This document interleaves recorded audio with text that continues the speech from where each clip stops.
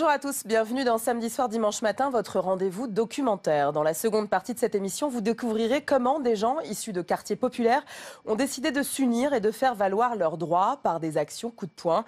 C'est le community organizing. Mais d'abord, qui n'a jamais eu la tentation de ne pas déclarer sa nounou, sa femme de ménage ou une partie du salaire de ses employés quand on est artisan ou chef d'entreprise?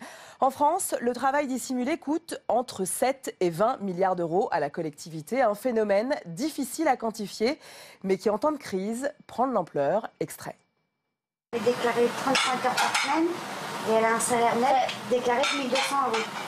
Et moi, au black, je file 300 euros de plus. Et après, quand elle dépasse... En fait, je suis payée 1005 quoi. Du coup, elle va jusqu'à 1005, de 1002 à 1005 au black. Et comme j'explique, plus mes heures voilà, après.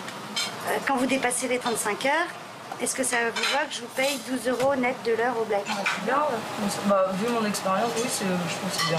C'est nickel. Voilà, donc au moins, vous faites, voilà, si vous faites 10 heures par semaine, et ben vous avez pris 120 euros.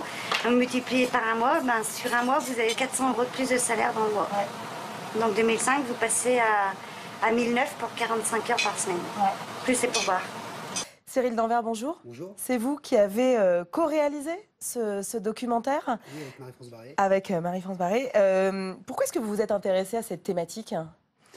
Ce qui était intéressant, c'est de pouvoir travailler comme documentariste sur une mise en image, une mise en perspective de ces phénomènes qui soient autres que la caméra cachée de d'habitude qu'on peut voir dans les magazines. Mais d'avoir le temps de travailler, ça nous a pris un an et demi quand même d'enquête avec Marie-France, de pouvoir mettre en place des vrais portraits, même si évidemment on protège dans la plupart du temps l'identité des personnes qui prennent la parole. Y compris les patrons d'ailleurs, que vous avez réussi en fait à... Voilà, et donc l'idée était de pouvoir vraiment avoir le temps de poser des climats, des vraies rencontres avec ces personnes sous forme de documentaire. Voilà. Et ça a été difficile de les convaincre de participer à cela? Ça n'a pas été simple, Ouais. ça nous a pris. On est parti d'une enquête au départ d'un livre d'un journaliste qui s'appelle Hubert Dubois, qui avait travaillé dessus pendant, je pense, 2 ans en immersion. Mais bon, crayon, papier, il part en immersion dans les milieux, il a ramené une énorme enquête extrêmement riche. Quand nous, on s'y est attelé derrière, il faut leur parler caméra aux gens. Ouais, c'est tout de suite autre chose. Et là, on a mis un peu plus d'1 an et demi pour aboutir. On a fini le tournage en même temps qu'on terminait l'enquête, parce qu'il arrivait toujours des choses au dernier moment qui enrichissaient la démonstration globale. Mais non, ce n'est pas des sujets simples à réaliser, évidemment. Qu'est-ce qui vous a marqué durant tout ce documentaire, durant toute cette enquête? À quel point la crise était prégnante dans ses comportements. Et à quel point aussi on ne pouvait pas non plus raisonner, à mon avis, sur le travail au noir, même si on parle de fraude, sur une même palette. On part des particuliers, du comportement du petit particulier que nous sommes. Qui ne va pas déclarer sa nounou, sa babysitter. Et qui va chercher un coup de peinture en cash sur des sites internet dont je tairai le nom, mais voilà, qui sont à la disposition de tout le monde. Et à l'autre bout, on a les grandes multinationales qui s'insèrent dans un marché européen du BTP, par exemple, qui envoient des travailleurs déplacés, donc qui payent des charges moindres dans les pays d'origine.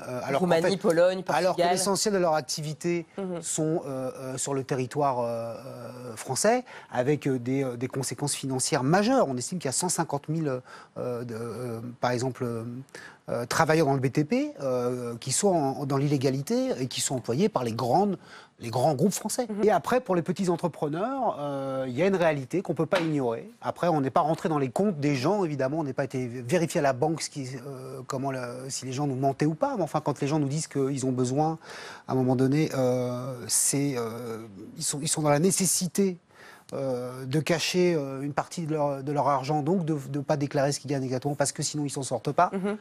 On est obligé de tendre une oreille. Mais c'est connu, finalement. Enfin, c'est un phénomène quand même qu'on ne découvre pas. Alors, comment vous expliquez que ça perdure à ce point?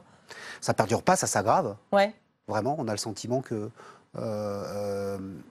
plus les gens, en tout cas les petites entreprises, les petits entrepreneurs ont du mal à gagner leur vie. En même temps, à côté de ça, il n'y a jamais eu de baisse de la pression fiscale. Elle est continue.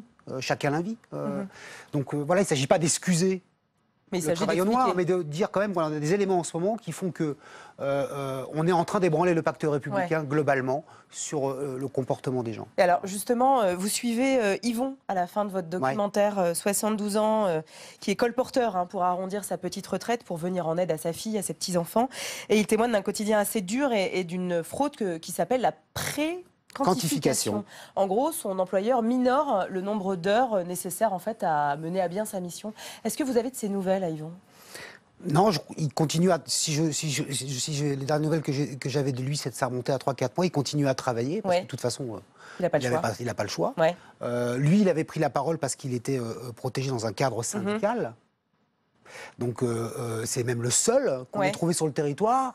Qui a accepté de parler ? Oui, ouvertement. Bon. Donc, mais c'est difficile quand même pour les gens qui sont vraiment, pour le coup, dans la nécessité de femmes isolées avec des enfants, de retraités qui peuvent vivre avec leur seule retraite, de se mettre en danger. Ouais. Bah, écoutez, merci beaucoup Cyril Danvers de nous avoir expliqué un petit peu tout ça. On va justement découvrir ce documentaire. Vous pouvez réagir sur notre hashtag DocuDébat. Et tout de suite, c'est Travail au noir, un documentaire que vous avez donc co-réalisé avec Marie-France Barrier. À tout à l'heure.